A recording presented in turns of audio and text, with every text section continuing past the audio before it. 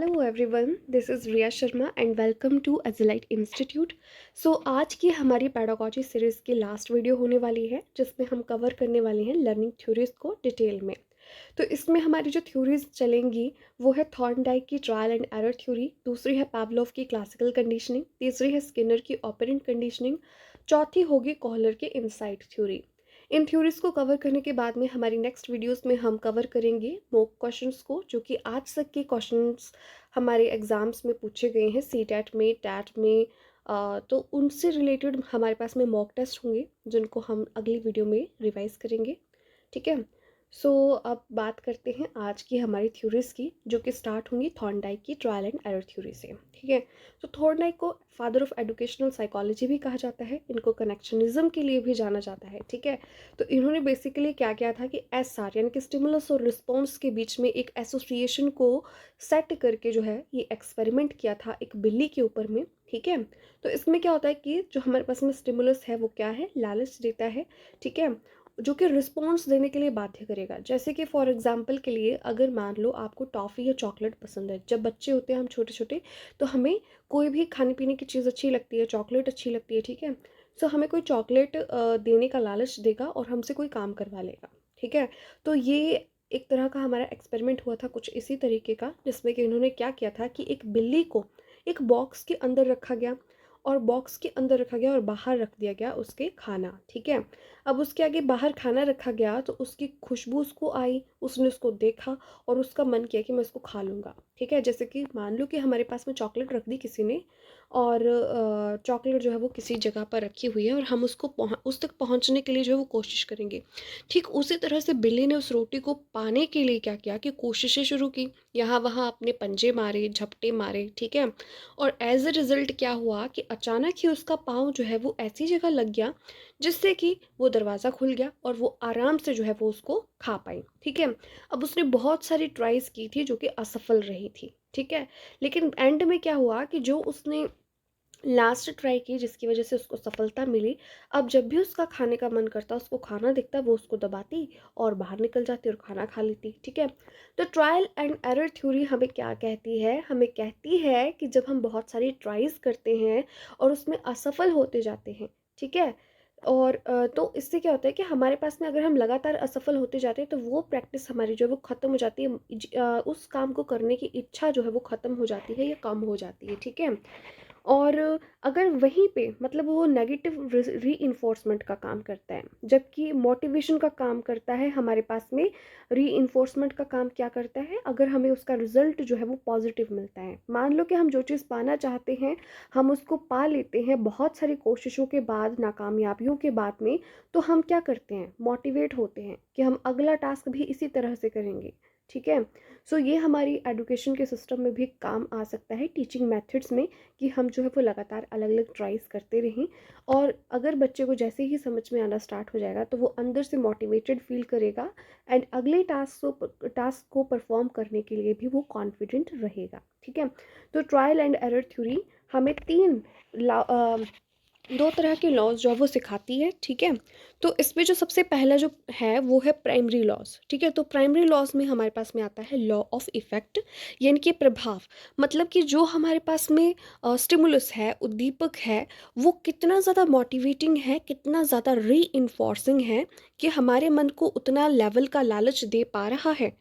अगर हमें उतने लेवल का लालच मिलेगा तभी हम काम करेंगे। ठीक है। एक मिनिमम लेवल होता है लालच का भी। ठीक है। अगर वो आपको उस लेवल तक अट्रैक्ट कर पा रहा है ना, तभी आप उस काम को करेंगे। लॉ ऑफ इफेक्ट इस बारे में बताता है। देन है लॉ ऑफ रेडीनेस। ठीक है। रेडीनेस यानी कि आप कितने तैयार हैं उस चीज़ के लिए। ठीक है। और वो कितनी फास्ट आपको मिलता है। उसके बाद में थर्ड है लॉ ऑफ एक्सरसाइज। ठीक है। यानी कि आप अगर उस काम को लगातार करते रहेंगे तो उससे क्या होगा, वो लॉ ऑफ यूज़ की तरह काम करेगा। और अगर आप उसको यूज़ करते रहेंगे लगातार तो वो practice makes a man perfect वाली बात हो जाएगी। अगर आप उसका यूज़ नहीं करते हैं, एक बार यूज़ किया उसके बाद में लंबे टाइम तक उसको यूज़ नहीं किया, तो आपने जो चीज़ की है वो भी आपको भूल जाएगी।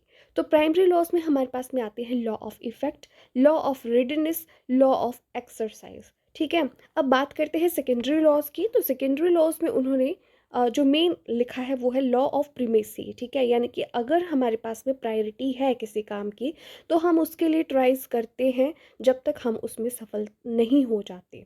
उसके बाद में है लॉ ऑफ रिसेंसी, यानी कि कितना रिसेंट हमने किसी चीज़ को लर्न किया है। जितना हमने ताज़ा लर्न किया होगा उतना ही ज़्यादा स्टफ़ जो है वो हमारे दिमाग में मौजूद रहेगा, ठीक है। सो उसके बाद में आता है लॉ ऑफ सेट और एटीट्यूड, यानी कि हमने किस दृष्टिकोण से उस चीज़ को सीखा है, हमारा उसके बीच में मोटिव क्या है, ठीक है। और उसके बाद में आता है law of response by analogy. तो law of response by analogy का मतलब है कि प्रीवियस एक्सपीरियंसेस को न्यू जो हमारे पास में लर्निंग है उसमें शिफ्ट करना, उसमें काम में लाना, ठीक है। तो ये थी हमारे पास में trial and error theory. I hope आपको समझ में आई होगी, ठीक है। तो ट्रायल एंड एरर थ्योरी जो है वो दी है थॉर्नडाइक ने, और इसके अलावा उसने इसमें एक्सपेरिमेंट किया था हमारे पास में बिल्ली के ऊपर, ठीक है। ये कनेक्शन इस्टेब्लिश करती है स्टिमुलस और रिस्पॉन्स के बीच में एसोसिएशन बना करके, इसीलिए इसको स्टिमुलस रिस्पॉन्स थ्योरी के नाम से भी जाना जाता है, ठीक है। तो आप इसको याद रखिएगा। अब नेक्स्ट चलते हैं हम क्लासिकल कंडीशनिंग पर, ठीक है, जो कि दी थी हमारे पास में पैवलोव ने। तो पैवलोव ने एक्सपेरिमेंट किया था कुत्ते के ऊपर, ठीक है, डॉग के ऊपर उसने एक्सपेरिमेंट किया था। और इस एक्सपेरिमेंट में उसने किया क्या था कि उसने जो हमारे पास में जो नॉर्मल बिहेवियर है ना उसको एक कंडीशन के साथ एसोसिएट करके ये एक्सपेरिमेंट किया था, ठीक है। जैसे कि नॉर्मल हमारे पास में सिचुएशन क्या होती है, नॉर्मल हमारे पास में हमारा बिहेवियर क्या होता है कि हमें प्यास लगती है हम पानी पी लेते हैं, हमें भूख लगती है हम खाना खा लेते हैं। ठीक उसी तरह से कुत्ते को भूख लगती है तो वो भी क्या करता है, खाना खा लेता है। लेकिन उसने इसमें क्या किया कि उसकी भूख को और खाने को एसोसिएट कर दिया एक बेल के साथ में, ठीक है। और इस कनेक्शन को मेंटेन करके उसने दिया क्लासिकल कंडीशनिंग, जिसको हम शास्त्रीय अनुबंधन का सिद्धांत भी बोलते हैं, ठीक है। तो इसमें उसने क्या किया कि एक कुत्ते को एक बक्से के अंदर डाल दिया, और बक्से के बाहर जो है बक्से के बाहर में क्या रखा, एक पॉट जैसा रखा, ठीक है। और उसके बाद में उसने क्या किया कि एक घंटी बजाई, घंटी बजाई और उसके सामने खाना परोसा गया, ठीक है। घंटी बजी और उसने खाना परोसा गया, ठीक है। अब नॉर्मली क्या होता है कि जब उसके सामने, कुत्ते के सामने खाना आता है तो उसकी लार टपकती है, ठीक है। तो उसने स्टार्टिंग में ऐसे किया कि खाना लेके आया तो उसके मुंह से लार टपकी। लेकिन अब उसने क्या किया कि बेल बजाई, और बेल बजाने के बाद खाना पेश किया, ठीक है। तो उसके मुंह से फिर से लार टपकी, और जब उसने रिपीटिशन में ये चीज़ की तो जैसे ही घंटी बजती वैसे ही उसके मुंह से लार आनी, यानी कि सैल्वेशन होनी जो वो स्टार्ट हो जाती। यानी कि उसको एक स्टिमुलस मिल जाता है कि अब तुम्हें खाना मिलने वाला है और खाना हमारे सामने आने ही वाला है, ठीक है। तो वो री इन्फोर्स हुआ और उसका वो बिहेवियर बन गया कि जैसे ही घंटी बजती वैसे ही उसके मुंह से सैल्वेशन हो जाती खाने की उम्मीद में। अब धीरे धीरे उसने उस एसोसिएशन को, कनेक्शन को कट किया, और अब क्या किया कि घंटी तो बजाई लेकिन खाना पेश नहीं किया, ठीक है। और अब खाना पेश नहीं हुआ तो कुत्ते का धीरे धीरे जो सैल्वेशन वाला प्रोसेस था वो भी धीरे धीरे क्या हुआ, खत्म हो गया, ठीक है। तो आपने याद रखना है कि पैवलोव ने एक्सपेरिमेंट किया था कुत्ते के ऊपर, और उसमें इसने कनेक्शन मेंटेन किया था स्टिमुलस और रिस्पॉन्स के बीच में, एक हमारे पास में बेल लगा करके, ठीक है, और बेल को एसोसिएट किया, ठीक है। और इस तरीके से उसने क्या किया, हमारे पास में एक्सपेरिमेंट को मेंटेन किया। और अब इससे हमारे पास में क्या रिजल्ट्स आते हैं कि अगर हमारी किसी एक्टिविटी को परफॉर्म करने से, अगर हमारी एसोसिएशन को एस्टैब्लिश किया जाता है स्टिमुलस और रिस्पॉन्स को किसी अदर चीज़ के साथ में, तो वो हमारा जो बिहेवियर है वो कंडीशनड हो जाता है, ठीक है। इसी कंडीशनिंग के ऊपर जो है वो हमारे स्कूल का टाइम टेबल मेंटेन होता है कि बेल बजती है, रिंग होती है, और बच्चों के दिमाग में एकदम से सिग्नल हो जाता है कि अभी जो है वो रिसेस का टाइम है, अभी मैथ्स की क्लास है, अभी किसी और चीज़ की क्लास है, ठीक है। अगर वो अच्छे मार्क्स लाएंगे तो उनको जो है वो कुछ ना कुछ अच्छा मिलेगा, प्राइज़ मिलेगा, ठीक है। तो ये एक रीइंफोर्समेंट का फैक्टर है, ठीक है, कि अगर आपका वो जो आपने एसोसिएशन इस्टेब्लिश किया है अगर वो कंटिन्यू करता है, ठीक है, अगर वो कंटिन्यू करता है तो आपका बिहेवियर जो है वो क्या होता है, सुदृढ़ होता जाता है, आपका बिहेवियर उस चीज़ को लेकर के बिल्ड होता जाता है। लेकिन वही एसोसिएशन आप अगर कट कर देंगे तो आपका जो ये कंडीशन्ड बिहेवियर होगा वो धीरे धीरे ख़त्म हो जाएगा, ठीक है। तो ये डिपेंड करता है कि आपके पास में वो एसोसिएशन कितना अच्छे तरीके से लगाया गया है, और दूसरी चीज़ कि वो कितने लंबे टाइम तक के लिए कंटिन्यू होता है, ठीक है। तो इस तरीके से आप बच्चों के बिहेवियर को कंडीशन कर सकते हैं, उनको डिसिप्लिन्ड बना सकते हैं। ये इसका एजुकेशन की फील्ड में जो है वो यूज़ है। अब बात करते हैं हमारे पास में नेक्स्ट ऑपरेंट कंडीशनिंग की, जो कि दिया था बी एफ स्किनर ने। अब बी एफ स्किनर ने ये एक्सपेरिमेंट किया था चूहे के ऊपर, ठीक है, और साथ में पिजन के ऊपर। तो रैट और पिजन आप इसको याद रखिएगा, बट मेनली इसमें रैट आता है, ठीक है। तो अब बात करते हैं उसने इसमें किया क्या।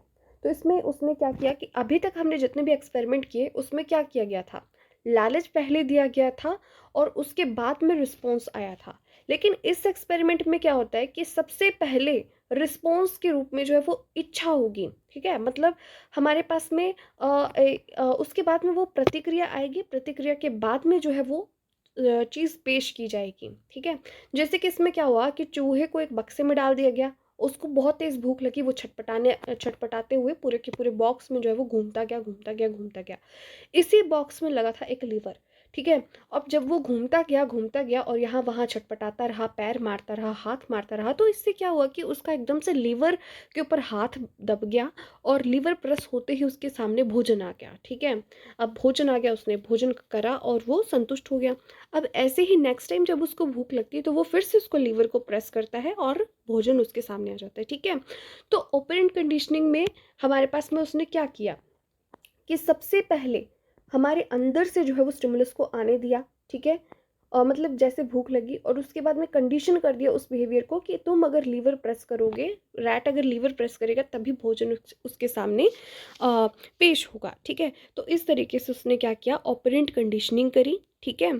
इसको इसको रिवॉर्ड और पनिशमेंट की फॉर्म में भी देख सकते हैं, ठीक है। यानी कि अगर आपको रिवॉर्ड मिलता है किसी काम को करने के बाद में तो आप क्या करते हैं, मोटिवेट होते हैं काम को करने में और आपका जो बिहेवियर है वो इंक्रीज होता है उस डायरेक्शन में। जबकि वहीं पे अगर आपको किसी काम को करने पर पनिश किया जाता है या आपको डांट पड़ती है तो आपका वो बिहेवियर जो वो रिड्यूस हो जाता है। तो ये बच्चों में गुड हैबिट्स इनकलकेट करने के लिए जो है वो यूज़ किया जाता है या उनके बिहेवियर को कंडीशन किया जाता है, ठीक है। तो ये री के लिए थ्योरी के रूप में भी जानी जाती है, ठीक है। इससे जो वो हमारे पास में री का फैक्टर निकला था, किस तरीके से हमारे बच्चों के जो बिहेवियर है उनको कंडीशन किया जा सकता है पॉजिटिव और नेगेटिव री के थ्रू। ओके। सो अब बात करते हैं हमारे पास में चौथे और लास्ट एक्सपेरिमेंट के बारे में। ये कोहलर का इंसाइटफुल लर्निंग है। ये एक्सपेरिमेंट उसने चिंपैंजी के ऊपर किया था जिसका नाम था सुल्तान, ठीक है। तो अक्सर ही एग्जाम में पूछा जाता है कि सुल्तान कौन था। तो सुल्तान जो है वो चिंपैंजी था जिसके ऊपर एक्सपेरिमेंट किया था हमारे पास में कोहलर ने, ठीक है। अब उसने इसमें क्या किया कि दीवार के ऊपर जो छत थी ना, एक उसको कमरे जैसे में कैद कर दिया, ठीक है, जेल जैसे में, और ऊपर उसने केले लगा दिए। अब केले बहुत ऊंचे थे। अब क्या हुआ कि जब केले ऊंचे थे तो उसने जब उसको भूख लगी तो उसने उनको खाने की कोशिश की, लेकिन वो वहाँ तक नहीं पहुँच पाया। कमरे में बहुत सारा सामान था, जैसे कि डंडे थे, बक्से थे। तो अब उसने सबसे पहले डंडों से ट्राई किया, पत्थरों से ट्राई किया, जो कुछ भी सामान उसको मिला उसने हर चीज़ से ट्राई किया और एकदम से उसके दिमाग में आइडिया आया कि मैं बक्से के ऊपर चढ़ूँ तो मैं केलों को प्राप्त कर सकता हूँ। तो उसने बक्से के ऊपर चढ़ करके वो केले खा लिए, ठीक है। दूसरी बार उसने उस डिस्टेंस को और ज़्यादा ऊपर कर दिया, ठीक है, मतलब उसकी हाइट और ऊंची कर दी। तो उसने फिर से क्या किया कि कोशिशें की और अब उसने 2 बक्से यूज़ किए और इसी तरीके से तीसरी बार उसने 3 बक्से यूज़ कर लिए। तो एक इस तरीके से उसके पास में क्या आया, इंसाइटफुल लर्निंग हुई। एकदम से उसके दिमाग में आया कि अगर मैं ऐसा करूं तो मेरे को जो है वो फल प्राप्त हो सकते हैं और उसने जो है वो उस प्रॉब्लम का सॉल्यूशन जो है वो निकाल लिया, ठीक है। तो इंसाइटफुल लर्निंग जो है वो हमारे पास में तुरंत एकदम से जो है वो हमारे पास में स्पॉन्टेनियस जो हमारे पास में प्रॉब्लम्स आती हैं उनके स्पॉन्टेनियस सॉल्यूशन के लिए, ठीक है, काम करती है। कि हमारे पास में एक तरह से सबकॉन्शियस माइंड रहता है और अगर हम किसी प्रॉब्लम के बारे में लगातार सोचते रहते हैं तो वो सबकॉन्शियसली कहीं ना कहीं हमारे पास में सॉल्यूशंस जो है वो बाय द एंड जो है वो लेके आ जाता है, ठीक है। तो ये थी हमारे पास में इंसाइटफुल लर्निंग जो कि दी थी हमारे पास में कोहलर ने। ओके। सो अब हम चलते हैं आज के क्वेश्चंस के ऊपर। ओके। तो सबसे पहला क्वेश्चन है, extinction of a response is more difficult in following, ठीक है। तो हमारे पास में रिस्पॉन्स का एक्सटिंक्ट होना जो है वो ज़्यादा विलुप्त होने के बाद और अधिक कठिन है, ठीक है। एक प्रतिक्रिया के विलुप्त होने के बाद और अधिक कठिन है, ठीक है। तो इसमें ऑप्शंस दे रखे हैं, वर्बल री अप्रोच, पार्शियल री इन्फोर्समेंट, कॉन्टिन्यूस री इन्फोर्समेंट और पनिशमेंट। तो इसका जो सही आंसर है वो है हमारे पास में ऑप्शन नंबर सी, ठीक है, कॉन्टिन्यूअस री। अगर आपको जो है वो किसी काम को करने के बाद में लगातार री मिल रही है तो आपका उस प्रक्रिया को या प्रतिक्रिया को विलुप्त करना जो है वो कठिन हो जाएगा, ठीक है, सबसे ज़्यादा कठिन होगा। उसके बाद में नेक्स्ट है हमारे पास में प्रिंसिपल ऑफ री इज एसोसिएटेड विद, ठीक है। तो हमने अभी अभी किया कि री का जो हमारे पास में प्रिंसिपल है वो पैवलोव, थॉर्नडाइक, कोहलबर्ग और स्किनर, इनमें से किससे एसोसिएटेड है, ठीक है। तो इसका जो करेक्ट आंसर है वो है स्किनर। स्किनर ने हमें दी है ऑपरेंट कंडीशनिंग, जिसमें कि उसने बताया है कि हमारे पास में जब ज़रूरत होगी तो ज़रूरत पर अगर हमें सामान मिलता जाता है तो उससे हम री होते हैं, और वो एक पॉजिटिव री के रूप में काम करता है, जिससे कि हमारा बिहेवियर जो है वो क्या होता है, इंक्रीज़ होता है। जबकि वहीं पर अगर वैसा हमारे पास में रिजल्ट्स नहीं आते तो बिहेवियर जो है वो डिक्रीज़ हो जाता है, ठीक है। तो ये स्किनर ने री की थ्योरी को दिया है अपनी ऑपरेंट कंडीशनिंग के थ्रू। अब चलते हैं नेक्स्ट क्वेश्चन की तरफ। A young child responds to a new situation on the basis of the response made by him her in a similar situation as in the past, this is related to, ठीक है। तो ये हमने starting में किया था, beginning में Thorndike की थ्योरी में, ठीक है। अब देखते हैं आपको कितना याद है। सबसे पहला है law of analogy of learning. सबसे पहले क्वेश्चन को समझ लीजिए कि एक बच्चा जो है वो अपनी नई सिचुएशन में अपनी पुरानी किसी सिचुएशन को इस्तेमाल करके उस समस्या का समाधान करता है, ठीक है। तो वो ये जो प्रक्रिया उसने की, जिस तरीके से उसने प्रॉब्लम को सॉल्व किया, वो किससे रिलेटेड है। तो सबसे पहला ऑप्शन है law of analogy of learning, दूसरा है law of effect of learning, तीसरा है law of attitude of learning process, और चौथा है law of readiness of learning.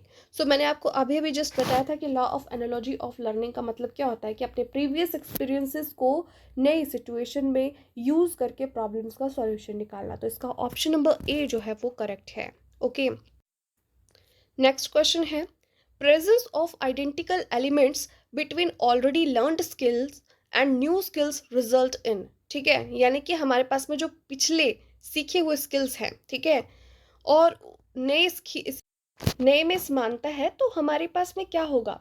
Options है नेगेटिव ट्रांसफर होगा, पॉजिटिव ट्रांसफर होगा, जनरलाइज्ड ट्रांसफर होगा या जीरो ट्रांसफर होगा।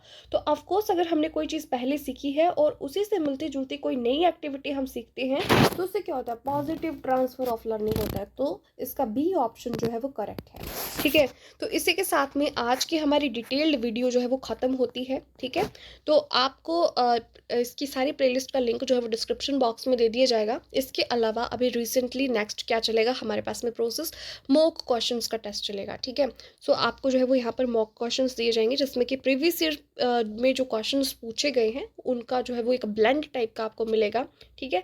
तो जुड़े रहिए एज़लाइट इंस्टीट्यूट के साथ में, और thanks for watching the video. Please subscribe अगर आप पहली बार इसको देख रहे हैं। पसंद आई है तो वीडियो को लाइक करें, शेयर करें अपने फ्रेंड्स के साथ में। Thank you so much, bye bye.